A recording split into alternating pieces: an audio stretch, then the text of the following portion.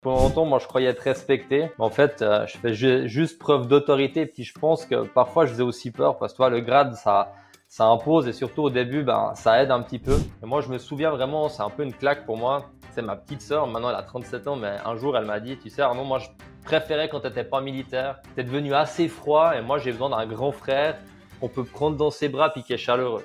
Puis là, tu sais pas trop quoi dire, tu es là, t'en prends un peu plein la tronche, c'était assez dur. Qu'est-ce qui t'a poussé à remettre finalement alors ce style de leadership en question? Qu'est-ce qui t'a poussé à remettre ça en question? Je carburais comme un cinglé.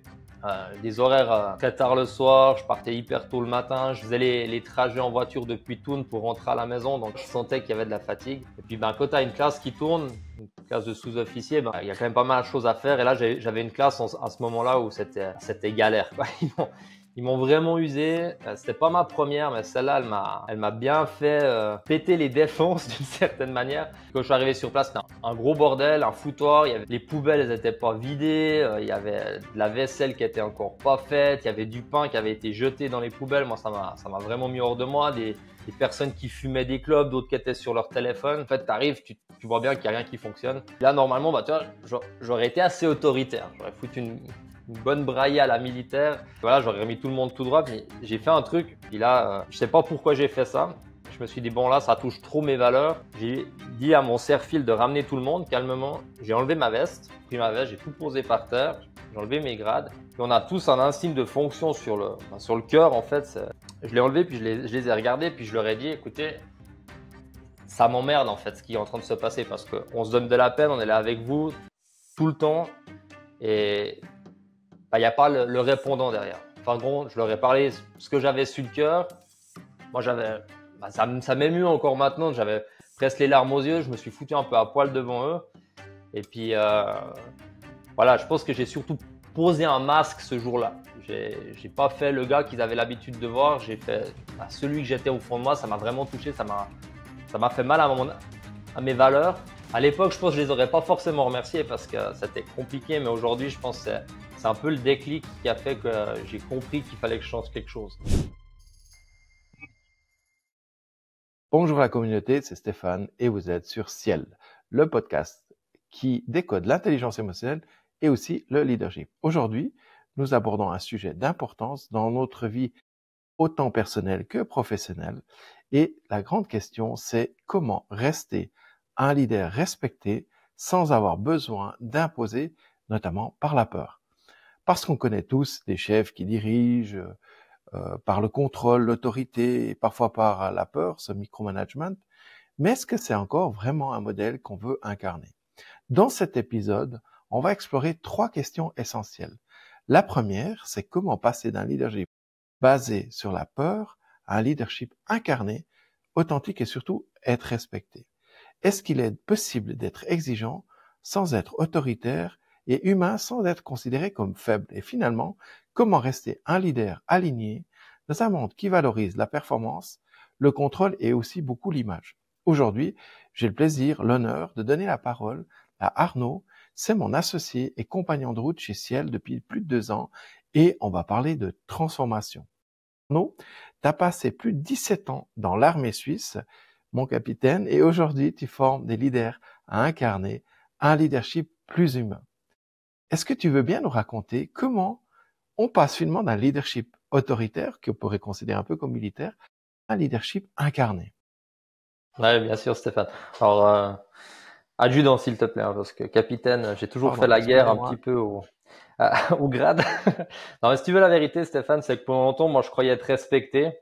Mais en fait, je fais juste preuve d'autorité. Puis je pense que parfois, je faisais aussi peur parce que toi, le grade, ça impose et surtout au début, ben, ça aide un petit peu. Et aujourd'hui, j'en rigole, mais à l'époque, c'était quand même un peu ma réalité. Et toi, j'ai un parcours assez atypique. Je suis passé de cuistot et 17 ans dans l'armée, donc de tout ce qui est le rapport à l'autorité, je connais assez bien. Et pour comprendre un peu comment je suis passé de ce leadership autoritaire à un leadership un peu plus naturel et incarné, si on veut bien, il faut remonter un petit peu au début. Moi, j'ai terminé mon école d'instructeur, j'avais 23 ans. Et je n'étais pas forcément censé rentrer si tôt dans cette formation. J'ai surtout eu l'opportunité parce que le sergent-major chef de l'époque, il a enlevé sa candidature. Puis mon chef du personnel, il m'a dit, tu veux tenter? Moi, j'adore les défis. Je dis, bon, on y va. Et bah, c'est comme ça que je suis sorti, je pense, en tout cas de ma volée, le plus jeune instructeur breveté. Puis je pense qu'il n'y en a pas eu beaucoup des plus jeunes que moi qui sont sortis par la suite. Bon, c'est pas vraiment le sujet, mais tu vois, du jour au lendemain, tu dois former presque des gars qui ont le même âge que toi. Et puis ça, c'est pas simple. Pour moi, ça a été assez un choc émotionnel. Il y avait la pression des vieux instructeurs qui étaient là, qui carburaient, puis qui étaient vraiment au taquet. Toi, tu te compares beaucoup.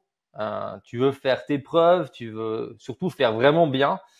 Et puis, tu as un peu cette peur de pas être aimé et puis pas vraiment être à la hauteur comme instructeur parce que tu as quand même un statut d'une certaine manière au sein de l'armée que tu as envie d'honorer. Et je pense que les 5 premières années de ma carrière, j'ai surtout cherché à être respecté au travers de mon grade. Le grade d'adjudant, comme je te disais au début, ça impose. Je pense que j'étais dur, j'étais assez rigide, exigeant avec mes gars, mais j'étais aussi exigeant avec moi-même. Je voulais être irréprochable. Je me suis un petit peu blindé, j'ai fait ma petite carapace pour pas que ça m'atteigne trop. Et ce rôle-là, je dis bien un rôle parce que ça m'a un peu rattrapé. J'avais des fois des nuits agitées, je doutais, je me remettais en question. Parce que mes équipes, elles performaient bien, elles étaient souvent les meilleures dans le fond, mais moi, j'étais pas toujours très fier de ce que je faisais ou comment je le faisais. Puis avec du recul, je peux dire que je pense qu'on m'obéissait, mais je suis pas certain qu'on me respectait vraiment euh, en tant que personne, en tant que chef. Et le pire, c'est le mode de fonctionnement que tu ramènes un petit peu chez toi à la maison parce que tu penses que tu contrôles tout. Puis en fait, tu es en train de t'éloigner un petit peu de ce qui compte vraiment pour toi. Puis là, quand ta femme, elle commence à te faire des remarques, tu as tes potes aussi, ta famille. Et moi, je me souviens vraiment, c'est un peu une claque pour moi. C'est ma petite sœur, maintenant elle a 37 ans, mais un jour, elle m'a dit, tu sais, Arnaud, moi, je préférais quand tu n'étais pas militaire. Tu es devenu assez froid et moi, j'ai besoin d'un grand frère qu'on peut prendre dans ses bras puis qui est chaleureux. Puis là, tu sais pas trop quoi dire, tu es là, t'en prends un peu plein la tronche. C'était assez dur, je dois avouer. Alors, ouais, je pense que ça va être très, très, très émouvant. Je peux le concevoir. Puis j'ai aussi un petit background militaire, donc j'imagine. Qu'est-ce qui t'a poussé à remettre finalement alors ce style de leadership en question? Il y a certainement ce déclencheur, mais qu'est-ce qui t'a poussé à remettre ça en question? Je pense que c'est un peu un combo de plusieurs facteurs. Tu sais, des fois, tu as des moments charnières comme ça dans ta vie où, en fait, ça t'oblige un peu à te regarder en face puis à voir ce que tu es en train de faire. C'est pas tout juste. Tu le sens au fond de toi. Je pense un des premiers déclencheurs pour moi, ça a été la naissance de ma fille. J'étais aussi papa. Et en 2014, quand Lara elle est arrivée, moi j'avais 28 ans. Donc on était déjà mariés avec Nadia. Le mariage, ça n'a pas trop changé notre façon de fonctionner, mais la naissance de Lara, ça a été c'était assez rude pour moi. Et j'avais un peu cet esprit protecteur. C'était ma fille. Je pense un papa, une fille, c'est encore un peu particulier. En tout cas, pour moi, c'était assez fort. Et là, d'un coup, tu as tout qui se déplace. Tu as tes priorités qui se déplacent. Tu as ton cœur qui se déplace, ton rythme. Tu te dis, bon, le boulot, j'ai donné beaucoup d'énergie là-dedans, mais je veux la famille aussi. Donc, c'est un peu comme la boussole. Tu dois un peu tout recaler. Et là, c'est, je pense, un des premiers trucs. Le deuxième truc, c'est qu'à la même époque, j'étais maître de classe à l'école Sousoff.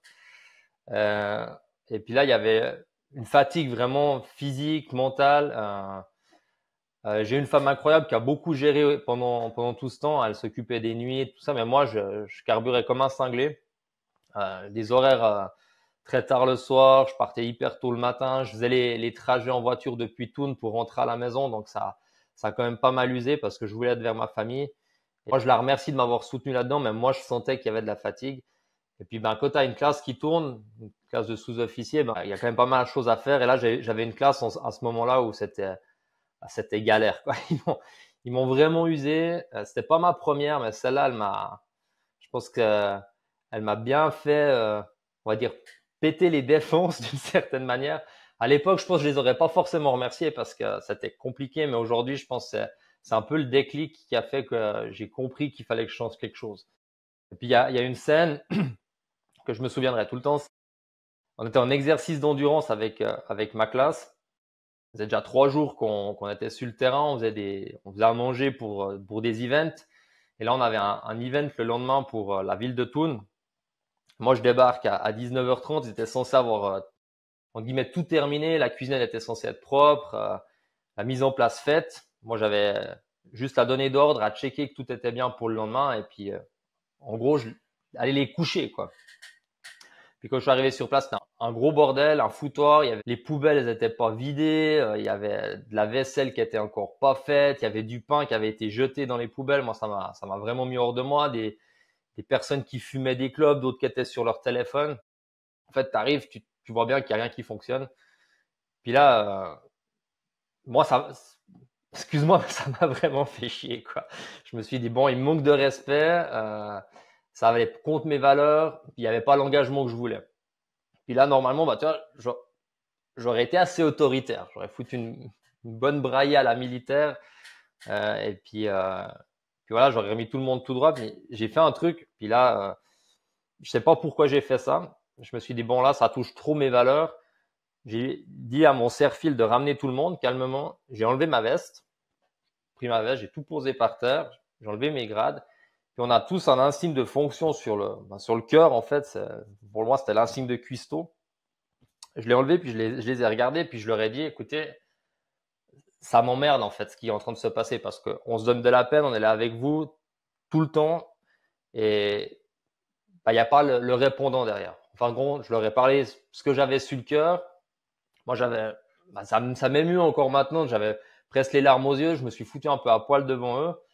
Et puis, voilà, je pense que j'ai surtout posé un masque ce jour-là. J'ai pas fait le gars qu'ils avaient l'habitude de voir. J'ai fait celui que j'étais au fond de moi. Ça m'a vraiment touché. Ça m'a fait mal à mes valeurs. Et puis, ben voilà, j'aurais dit, écoutez, vous faites comme vous voulez. Moi, je me casse. Je suis parti, j'ai pris mon sac. Je suis allé courir pendant 1 heure. J'ai beaucoup sorti, j'ai vidé, j'ai un peu crié. Je pense que j'ai pleuré. J'étais vraiment pas bien. J'ai repris ma voiture, je suis rentré à la maison, j'ai pris ma fille dans mes bras. J'ai regardé ma femme, puis je me suis dit, bon, maintenant, c'est le moment que ça change. Euh, tu peux plus continuer comme ça, parce que sinon, tu vas te cramer. Bah, je pense que c'est vraiment là le moment où j'ai dit, bon, il y a un autre moyen de faire. Puis le lendemain matin, quand je suis arrivé sur place, tout était en ordre. Ils étaient en avance. Tout qui a fonctionné. J'étais un peu sur le cul. Puis c'est là que j'ai compris qu'il n'y a pas qu'en gueulant que ça peut motiver les autres. Il y avait un autre truc, tu vois. Il y a un autre truc qui s'est passé. Et puis je pense que le déclencheur, il était là. C'est vraiment, merci de partager ça parce que, évidemment, je peux que imaginer que c'est un moment rude et puis, probablement peut-être aussi un point de rupture dans ta vie, avec des prises de conscience. Mais comment ils ont réagi finalement, tes gars, quand t'es à ce moment-là? Sur le moment, ils ont écouté. Ils ont bien vu que ça allait pas, en fait. Et je pense le fait que j'avais un chef qui me disait, si t'exploses, c'est que tu maîtrises pas ce que tu ressens. Et là, je suis resté hyper calme. Peut-être qu'ils ont bien vu que c'était maîtrisé, j'en sais rien, ou que j'avais bien régulé, je peux pas savoir. Mais le lendemain, il y avait vraiment un climat il y avait plus climat de défi ou un peu je m'en foutisme. Il y avait vraiment un truc de respect et un vrai respect dans le sens où tu as l'impression qu'il y avait un lien qui s'était fait avec l'équipe, en fait, avec la classe. Et puis l'école de Souzoff, elle s'est bien déroulée à la fin. Il reste encore 2 semaines, donc voilà, ça s'est bien passé. On a eu d'autres engagements et puis voilà, les choses se sont bien réajustées et puis on a pu avancer. Et puis je me rappelle, il y en a même plusieurs qui sont venus vers moi à la fin de l'école puis qui se sont un peu excusés, qui ont dit sincèrement, on a un peu dépassé les bornes. Euh, et puis voilà, je pense qu'ils avaient aussi peur des sanctions parce que voilà, à l'armée, tu sais comment c'est. Si des fois tu dépasses un peu les bornes, ben t'as des moyens de pression qui sont là. Puis c'était pas le cas. Je les ai laissés. Je dis bon, allez-y. Et puis c'était ok. Ils m'ont dit ce que j'avais exprimé, bah, sans gueuler, sans rien, sans accuser, avec ce que je ressentais, bah, ça les avait touchés. Certains ils m'ont dit que ils avaient jamais vraiment vu ça. Ils avaient plutôt l'image du militaire qui gueule tout le temps. Donc je pense que j'ai aussi d'une certaine manière montré une autre image et que comme chef, bah, tu peux parler entre guillemets normalement, sans t'exciter, sans être dans ce rapport de force perpétuel. Et bah, pour moi, ça a vraiment changé beaucoup de choses. Et le fait que qui m'ont dit aussi, ben j'ai compris ce truc. T'obtiens pas forcément le respect en le réclamant, tu l'obtiens en inspirant, en montrant qui tu es, en osant être d'une certaine manière vulnérable et être authentique. C'est passionnant. Bon, après, comme je t'ai dit, j'ai aussi un passé militaire, donc j'ai des souvenirs de ce type-là avec le petit chef gueulard, mais aussi le chef qui inspirait. Toi, qu'est-ce que tu as compris peut-être à ce moment-là, ce jour-là, peut-être, en tout cas dans cette phase-là de ta vie? Ben, je pense que j'ai compris un truc assez fondamental, c'est que moi j'avais comme une façade, comme je dis, un masque, tu joues un peu un rôle et tu peux pas être vrai et vulnérable et avoir le respect de l'équipe d'une certaine manière. Tu dois être toi-même, tu dois montrer, tu peux pas juste avoir ce masque-là, tu dois être justement vulnérable, tu dois être qui tu es pour avoir ce respect-là. Et moi, je me suis dit, bon, ok Arnaud, tu vois qu'il y a quelque chose d'autre qui est possible, ça marche aussi. C'est pas forcément une faiblesse, c'est plutôt rétrospectivement aujourd'hui, je dirais que c'est plus une marque de courage d'oser, d'en parler d'une certaine manière, parce que ce qu'on fait ce Mmh. soir, d'en parler, des fois tu gardes ces trucs pour toi, et surtout de l'exposer aux autres, et que je pense pas que c'est les grades qui font qui tu es, même si on le dit souvent, tu sais, on le disait souvent à nos sous-offres, vous n'allez pas conduire avec le grade, vous allez conduire avec qui vous êtes, mais jusqu'à ce que tu intègres le truc, c'est encore un chemin que tu dois parcourir. Mmh. Et mine de rien, c'est cher, il prend un peu plus de temps. Je pense chez moi, il a pris un peu de temps. Et puis voilà, il est arrivé là.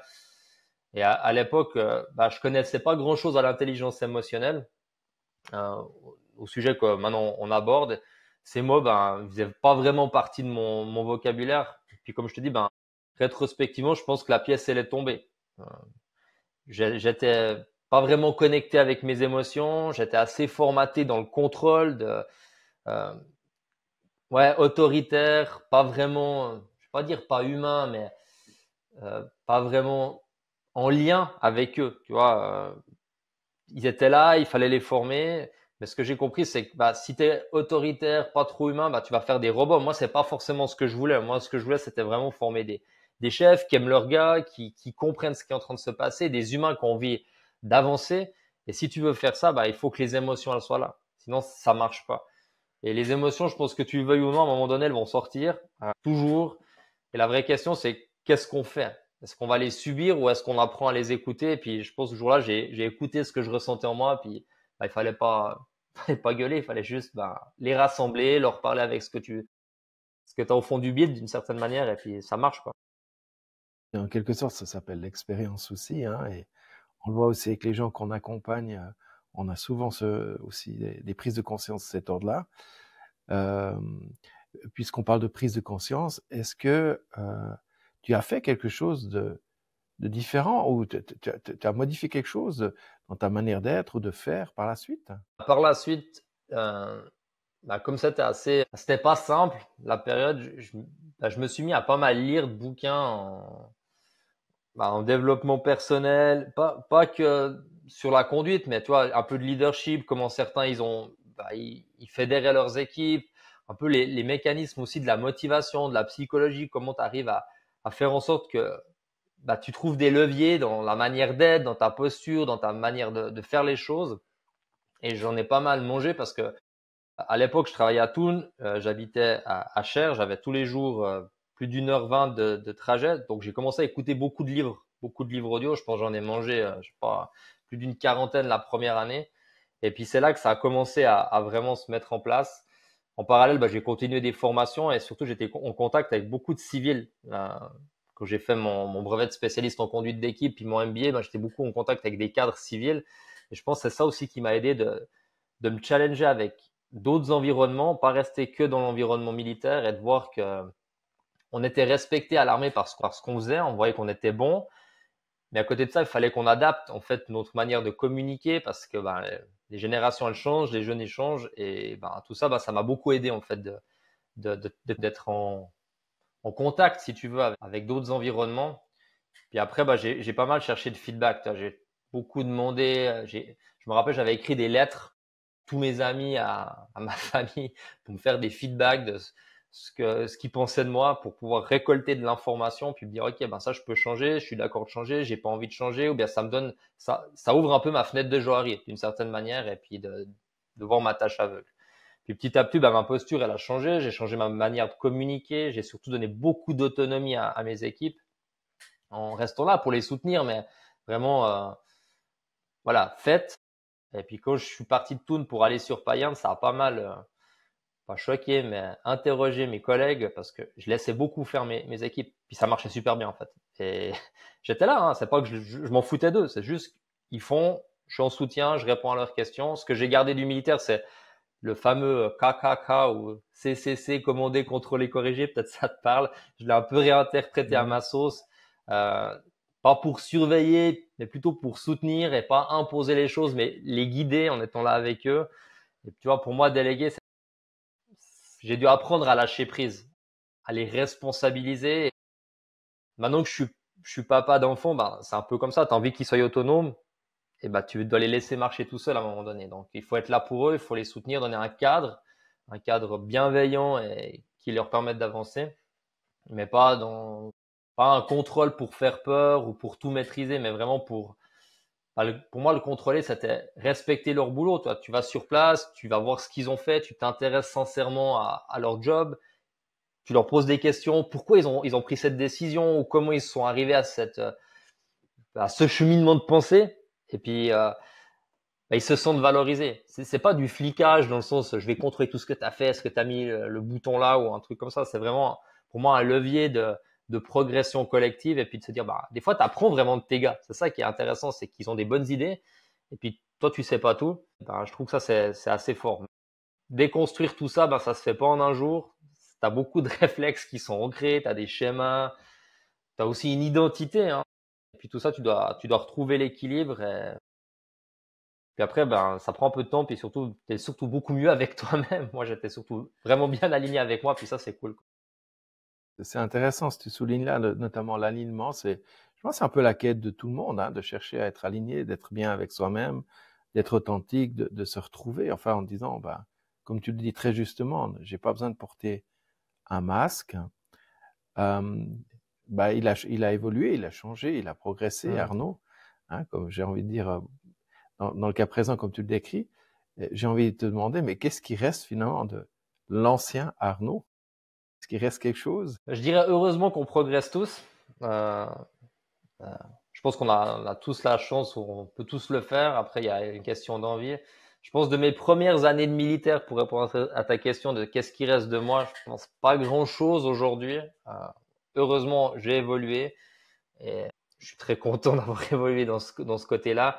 Je pense que j'ai gardé le sens du devoir, de faire les choses, d'être loyal.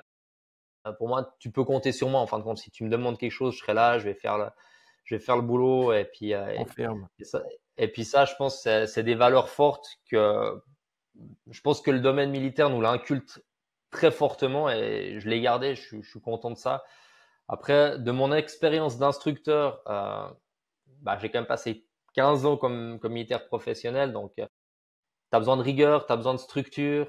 Ça, c'est pour moi des choses qui sont assez essentielles. Et vraiment, cette volonté de faire grandir le collectif, de se dire, voilà, on dit souvent, on a tous, c'est comme une roue dentée. T'es un mécanisme. Tout seul, tu fais que dalle dans une unité. Tu as besoin de tous les éléments. Tu as besoin de la logistique, tu as besoin des gars sur le terrain, tu as besoin des gars dans le ciel qui te protègent. En fait, c'est tous des éléments et ensemble, bah, c'est que comme ça que tu peux faire fonctionner le système. Donc, en fait, mettre d'une certaine manière ton ego de côté pour le collectif, pour que tout le monde puisse fonctionner. Et ça, je pense que c'est quelque chose que je garde.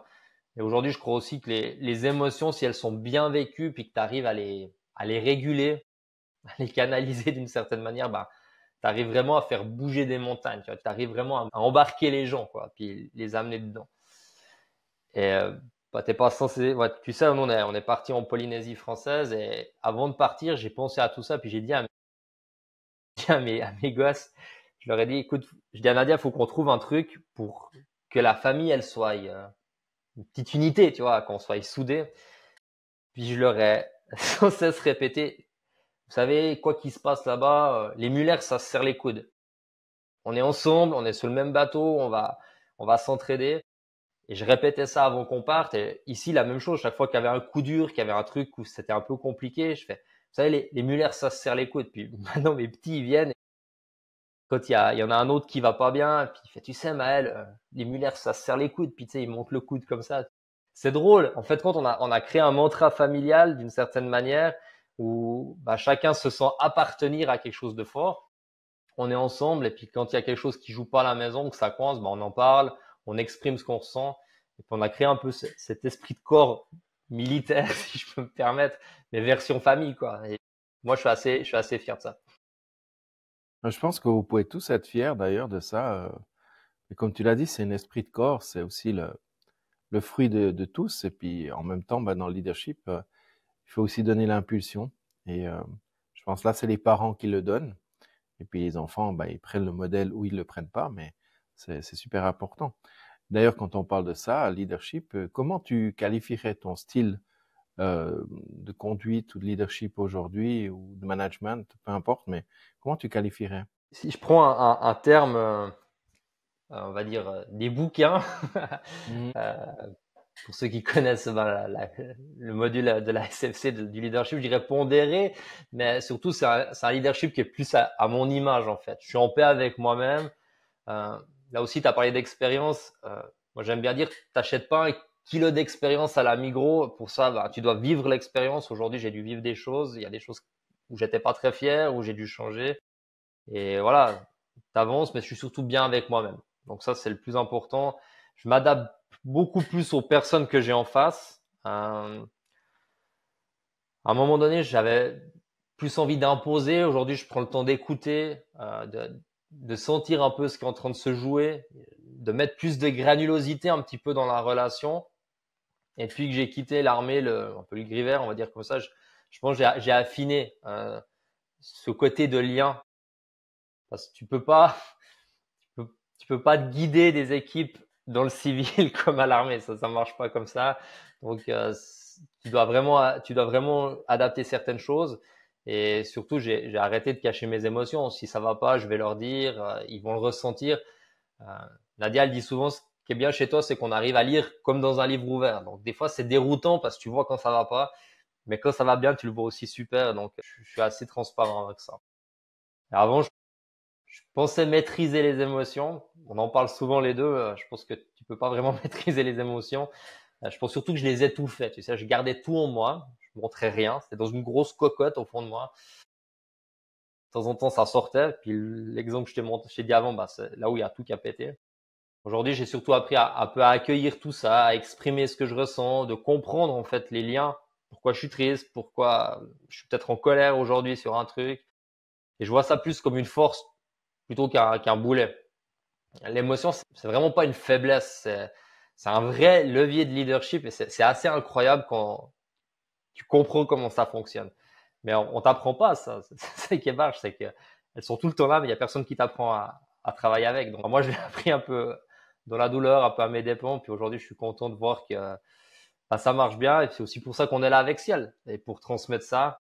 Malheureusement, je trouve qu'il y a encore beaucoup de cadres, de responsables, de managers qui pensent que les émotions, elles n'ont pas vraiment la place dans le monde professionnel. Moi, je suis pas très convaincu de ça. Si on prend un exemple, bon, c'est pas une entreprise, mais si on prend le sport, les joueurs de sport professionnels, tu regardes l'émotion qu'il y a dans les vestiaires quand ils sont, le hockey, tu fais les playoffs ou des choses comme ça. Les gars, ils vivent à l'émotion, quoi. Ils sont à fond. C'est quelque chose qui les fait avancer. Donc, moi, je me pose vraiment des fois la question, pourquoi dans l'entreprise, ça serait différent? Pourquoi on s'interdirait vraiment d'utiliser cette puissance, ces leviers pour faire avancer nos équipes, pour faire avancer l'organisation en tant que telle. Donc ça, c'est quelque chose que je crois vraiment aujourd'hui à ça. Ouais, c'est intéressant et j'aime bien le parallèle avec le monde du sport parce que c'est vrai qu'il suffit de regarder des fois des matchs, etc. On voit comment les émotions s'expriment. Hein. C'est assez puissant. Et puis, nous sommes des êtres d'émotion, comme je pense que tu l'as souligné aussi. Et peut-être pour les personnes, tu sais, qui sont dans la conduite, dans le leadership, etc. Puis moi, je l'ai aussi vécu un peu comme ça quand même. Hein. En ayant dirigé une entreprise avec 20 employés, il y a quand même une sorte de sentiment des fois de solitude. Hein, ok, parce que tu portes, tu as le sens des responsabilités, donc tu te considères comme responsable. Et il peut y avoir un peu cette solitude, je dirais, du chef ou de la chef, de la personne qui est conduite, qui porte tout ça. Et moi, comment tu gères ce sentiment-là, justement, peut-être des fois de solitude, de responsable? C'est une assez bonne question parce que d'être seul comme chef, Je pense que c'est une vraie réalité, même si on n'ose pas toujours le dire ou le nommer. Euh, il y a quand même une part de vérité là derrière. Après, pour être vraiment honnête avec toi, moi j'ai eu la chance d'être toujours vraiment bien entouré. Je sais pas si c'est l'armée qui veut ça, mais on a vraiment des filets. Je pense que le système militaire, il est conçu pour que ton esprit il soit concentré sur ta mission. Donc, il y a vraiment tous ces filets autour de toi pour que tu puisses t'agripper si ça va pas. Donc, moi, j'ai toujours eu des instructeurs expérimentés. Quand j'ai commencé, il y avait toujours un mentor. En fait, j'avais quelqu'un avec moi, avec qui je pouvais aller parler. Et plus tard dans ma carrière, c'est moi qui ai été mentor pour d'autres collègues instructeurs, des amis maintenant, etc. Donc, quand j'étais dans le dur, ils étaient là pour moi, en fait, d'une certaine manière. Je savais que je pouvais aller toquer à une porte. Je me rappelle, à Thun, il m'avait mis dans un bureau avec un Suisse allemand. Moi, j'avais un peu, je veux dire, je le respectais, mais je pense que j'avais un peu peur de lui parce que c'était une machine, le gars. Il était vraiment au taquet tout le temps. Puis j'ai demandé à mon commandant, mais pourquoi tu m'as mis dans le bureau avec lui? Il fait parce que c'est le meilleur. Et puis il est là pour toi. Puis en fait, c'est vrai, il était tout le temps là pour moi. Il m'a pris sous son aile d'une certaine manière. Et il venait tout le temps me voir si ça allait pas. Il sentait en fait quand j'allais pas bien. Et j'ai pu beaucoup parler avec lui. Donc, je pense que ça m'a vraiment aidé. Ils m'ont pas sauvé, mais ils m'ont écouté. Ils ont été là pour me recadrer parfois. Ils m'ont dit d'arrêter de rêver des fois, tu vois. Ils m'ont remis en place, ça m'a structuré. J'avais vraiment ça. Puis, on avait aussi des cellules psy, des coachs. On pouvait aller, entre guillemets, sonner si on avait besoin. Et ça, je pense, c'est cool. Moi, je me rappelle une fois, ça allait pas du tout à Toon. J'étais à la cellule psychologique. J'ai passé 1 heure avec le gars. Il m'a juste écouté, en fait. Il m'a dit, en fait, tu as toutes les solutions en toi. Puis, c'est vrai, d'une certaine manière. Et je trouve ça assez sain de pouvoir t'accrocher à des aides extérieures. Et puis après, toi, tu es un peu plus expérimenté. Tu prends ce rôle-là, quoi. Tu fais ça pour les autres, les jeunes qui arrivent, parce qu'on t'a aussi aidé. Et voilà, il faut avoir le courage d'ouvrir la bouche d'une certaine manière quand ça déborde et puis tu sais que t'es pas seul. Mais bon, ça s'apprend aussi. Donc, il y a quand même un tabou un peu de cette peur de dire que t'es faible, au fait, de dire que tu sais pas ou comme ça. Mais si l'environnement il est bien, c'est top. Puis après, moi j'écris beaucoup. Tu vois, je sais que toi t'écris aussi. Moi j'ai un petit bouquin, j'ai mon bloc-notes et puis quand ça va pas, j'écris mes pensées. Je fais pas des romans, puis je pense qu'il y a personne qui peut me relire parce que c'est un peu des hiéroglyphes des fois. Mais surtout, je sors en fait. C'est un peu comme dans Harry Potter, tu sais, la pancine. Je sors mes trucs, je vais mettre dans la pancine, puis hop, c'est loin. Et moi, ça m'aide vraiment pas mal. Puis si je pouvais donner peut-être une astuce à ceux qui nous écoutent, euh, maintenant, si j'ai pas mon carnet, je prends mon téléphone et puis je me fais un vocal en fait. Je me parle à moi-même. Puis ça sort, c'est sorti de ma tête si ça va pas, et puis comme ça c'est réglé. Des fois j'en fais quelque chose, puis des fois j'en fais rien. Donc ouais, c'est comme ça que je vis cette solitude là. Euh, j'ai eu la chance d'être bien accompagné, on va dire ça comme ça. C'est intéressant et puis effectivement, je fais juste un parallèle aussi que j'observe aussi beaucoup dans les entreprises. Hein. Je pense que ça vaut la peine de cultiver aussi cette possibilité pour exprimer, d'avoir des mentors ou des personnes sur qui on peut s'appuyer sans qu'on ait l'impression de perdre la face. Et puis pour l'écriture, oui, effectivement, je partage ça avec toi. J'aime bien dire, ça vient pas de moi, mais j'avais retenu ça, c'est écrire, c'est ranger le bordel qu'on a dans la tête. Parce que avoir des idées, c'est une chose, mais les mettre par écrit, c'est un autre processus cognitif. Et tu parlais d'être entouré aussi.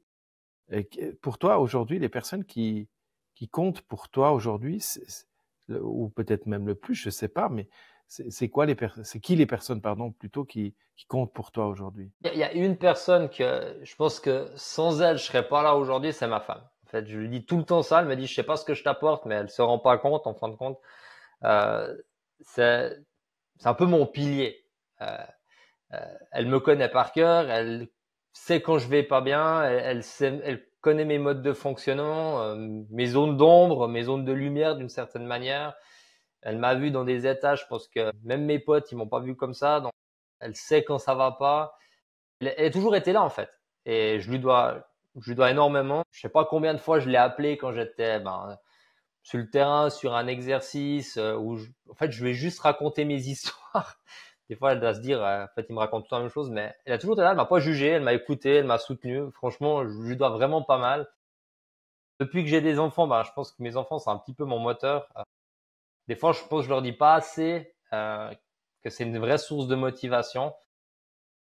Tu vois que j'ai encore un peu de boulot dans certains domaines, mais c'est un peu ma colonne vertébrale. Ils sont là, tu sais pourquoi tu fais les choses. Ça me donne la direction de m'engager, de me donner à fond. Donc, quand tu vas pas bien, puis que t'as le petit dernier qui vient, et puis avec son petit air expiègle, il te fait papa, je t'aime. Le monde, il peut aller que bien. Mmh. Tu peux avoir toutes les emmerdes du monde, ça change rien. Ils sont là, ils sont présents, et puis franchement, moi, ça m'aide beaucoup. Puis après, j'ai ma famille, j'ai mes proches, j'ai des amis qui sont vraiment là. J'en ai pas beaucoup, hein. Je pense que j'ai plus de relations sur les réseaux sociaux que de vrais amis, mais ça veut pas dire que j'aime pas ces gens-là, mais les gens que tu peux vraiment compter dessus, peut-être tu les comptes sur le doigt d'une main. Et puis, il y a un ou deux mentors, comme je te disais, cet instructeur qu'on m'a foutu dans le bureau, qu'au début, j'étais pas chaud, lui, je lui dois beaucoup aussi, donc je suis encore en contact avec lui. C'est pas un grand cercle, mais c'est un cercle solide, et puis voilà. Et je pense que des gens qui t'aiment assez pour te dire quand tu fais le con, c'est ceux qui restent et puis qui sont vraiment là. Et il y en a pas beaucoup, mais c'est cet entourage-là qui compte vraiment pour moi. Ouais, merci. C'est vraiment passionnant. Et pour les gens qui nous écoutent, je pense qu'il y a des gens qui ont de la conduite aussi, peut-être ceux qui en ont pas non plus. Si en se disant, ok, là, si on revient sur les questions un peu initiales, tu pourrais donner deux, trois recommandations pour notre communauté, pour les personnes qui vont aussi regarder ce podcast? Et si oui, lesquelles? Alors, ouais, je veux bien donner, mais encore une fois, c'est basé sur mon vécu et je pense que j'ai pas une vérité universelle. En fait, c'est ma vérité à moi, c'est ce qui correspond pour moi, en fait, ce qui marche pour moi. Si je peux en donner trois, je dirais oser être soi-même, oser être vrai d'une certaine manière. C'est un peu ça qui a été le levier ou le déclic chez moi. Que ma vulnérabilité, c'est pas une faille, c'est plutôt un pont vers les autres, d'oser montrer qui tu es. Et puis je pense que le jour où j'ai vraiment arrêté de jouer ce rôle, d'avoir cette armure qui me blindait et que j'ai enfin pu être écouté et que je me suis surtout écouté moi, tu vois. Et Mm. ça a changé ma manière de gérer mes équipes, de guider les gens.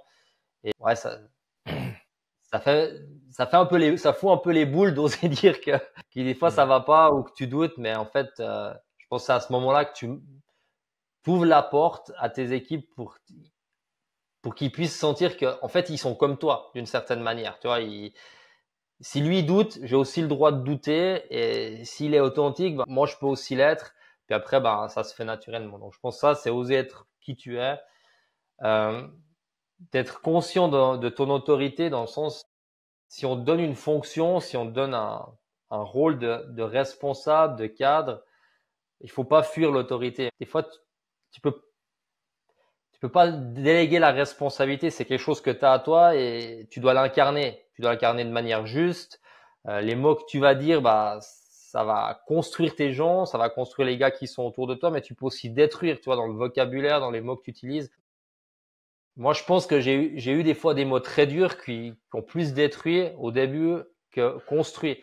Donc, tu te rends compte, t'as pas forcément besoin de gueuler pour, avec des mots durs, de faire quelque chose comme ça. Donc, faire attention aussi à ce que tu représentes et la responsabilité que tu as vis-à-vis des autres et l'intention que tu vas donner d'être bienveillant et puis vraiment de vouloir construire. Je pense que si une fois tu dérapes un peu et puis que tu as un mot qui est pas tout le temps juste, dans une bonne intention, je vais dire ça comme ça passe. Si après tu l'expliques, ça peut fonctionner. Et voilà, c'est un peu, c'est comme avec les gamins, quoi. Tu peux pas tout leur laisser passer. C'est aussi ton rôle de les faire avancer pour pas qu'ils dérapent trop. Ok. Merci déjà pour tout ça. Peut-être avant de conclure ce podcast, déjà j'aimerais te remercier vraiment du fond du cœur, Arnaud, pour ce que je connais de toi et qui ressort aussi ici, c'est ton authenticité et aussi ta générosité. Tu as vécu des choses fortes. Bon, beaucoup de gens vivent des choses fortes, mais je trouve que c'est aussi inspirant de pouvoir entendre En intelligence émotionnelle, tu as aussi souligné quelque chose peut-être qu'il faut pas négliger, c'est la conscience de soi. Et c'est un point de départ et c'est une compétence par ailleurs, comme l'estime de soi, comme l'empathie, dont tu as aussi exprimé indirectement dans tout ça. C'est des choses qui ressortent aussi dans le cadre de l'intelligence émotionnelle. Puis partager ces moments de transformation et de leadership authentique, sincère, c'est pas toujours évident. Et ça demande, comme tu l'as dit aussi plusieurs fois, de laisser tomber les masques. Et je pense que ça amène beaucoup de légèreté aussi quand on laisse tomber les masques. Je cite souvent Luigi Pirandello qui disait dans la vie, tu rencontreras des millions de masques, très peu de visages. Et puis, on voit aussi que tu as traversé des super challenges, hein. Je sais pas s'ils sont jolis, mais en tout cas, c'est des sacrés challenges. Et c'est ces challenges-là aussi qui nous amènent à être la personne qu'on est aujourd'hui, d'apporter aussi, tu as pu apporter ton expérience. Et les gens prendront ce qu'ils ont envie de prendre, évidemment. Et puis moi, je le ressens aussi, je le vis, je partage ça aussi avec notre auditoire. C'est dans notre collaboration, franchement, je peux que confirmer ce que tu dis. Et pour vous qui nous écoutez maintenant, j'espère que voilà, cet échange, il vous aura donné pas seulement des outils concrets avec les exemples qu'Arnaud nous a amenés, mais aussi peut-être l'impulsion, le courage, si vous êtes dans le doute, en tout cas, d'oser aller vers cette transformation, vers simplement une relation, hein, au-delà du leadership, mais dans les relations en général, c'est pas que du leadership, pour être plus connecté déjà avec vous-même, sentir aligné, comme Arnaud le disait, mais aussi finalement de donner aussi, je dirais, une chance à vos relations, d'être plus en accord, plus sereine aussi, plus authentique. Et puis moi, ce que je retiens, c'est en fait 2 phrases. C'est qu'on peut être exigeant tout en restant connecté à notre part humaine et que la vraie autorité, elle naît de la cohérence et pas forcément de la peur. Un dernier mot, Arnaud? Bah, écoute, merci Stéphane, merci à toi, merci à vous qui nous écoutez, qui nous avez écoutés jusqu'au bout. Ouais, peut-être un dernier mot. Ben, t'es responsable d'équipe ou tu te demandes peut-être si t'es un bon chef ou si t'es un bon manager ou si tu fais bien ton travail. Peut-être la question qu'il faut se poser, c'est est-ce que tes équipes, elles te diraient ou elles oseraient te dire si tu t'es planté? Et si la réponse elle est non, je pense qu'il y a déjà un vrai sujet de travail et de remise en question. Et comme je l'ai dit tout au long du podcast, il n'y a pas de mauvais moment pour se remettre en question et on apprend tous les jours. Moi, j'apprends tous les jours encore et je pense que j'apprendrai jusqu'au moment où ça s'arrête. Et c'est ça qui est beau dans la vie, c'est que tu peux apprendre, tu peux changer, tu peux t'améliorer. Et voilà. En tout cas, merci bien. C'était un plaisir de partager ce moment avec toi. Le plaisir, il est vraiment partagé. Merci Arnaud pour ce partage et nos auditeurs. Je m'adresse à vous aussi maintenant.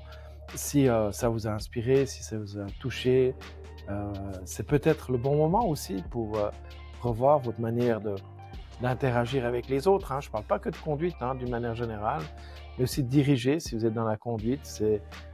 Si vous posez plein de questions, vous avez des doutes.